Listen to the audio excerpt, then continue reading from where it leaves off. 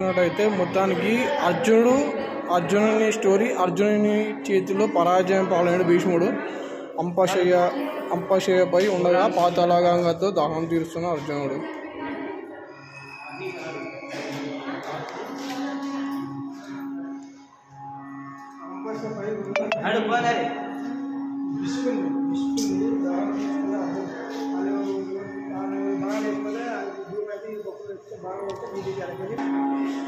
ఇక్కడ భీముడు దుశ్శాసనుని రక్తంతో ద్రౌపది కురులు ముడివేయుట.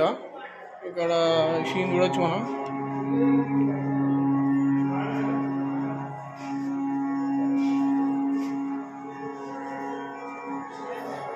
అంతా అప్పుడు కల్లోలం చేశారు అప్పుడు యుద్ధంలో కానీ.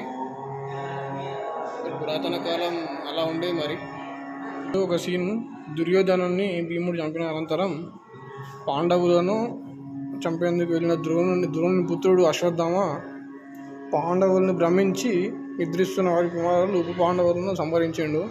ఆ పడుకునే టైంలో అతను అంత పెద్ద సాహసం ఎలా చేసినా అర్థం కావట్లేదు ఇప్పటికి కూడా. కానీ మనం ఊహించుకుంటేనే మనకు భయంకరంగా ఉంటుంది. ఎదురాచ్చు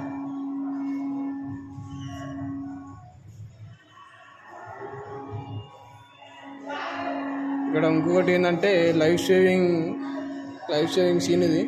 అభిమన్యుడు కుమారుని బ్రహ్మాస్త్రం సంహరించిన అశ్వత్థామ ఆ శిశువుకు ఆయువు పోసి బ్రతికిస్తున్న శ్రీకృష్ణుడు వచ్చిన.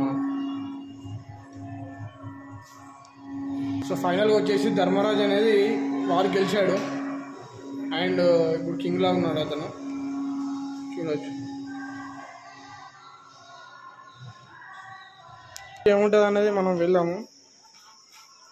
చెప్పుకుంటా పోతే చాలా ఉంది, కానీ అన్నీ మీకు బ్రీఫ్గా ఫైనల్గా ఏం జరిగింది అనేది చెప్పుకుంటూ వెళ్తున్నాను. అలాగే వెళ్తున్నాను.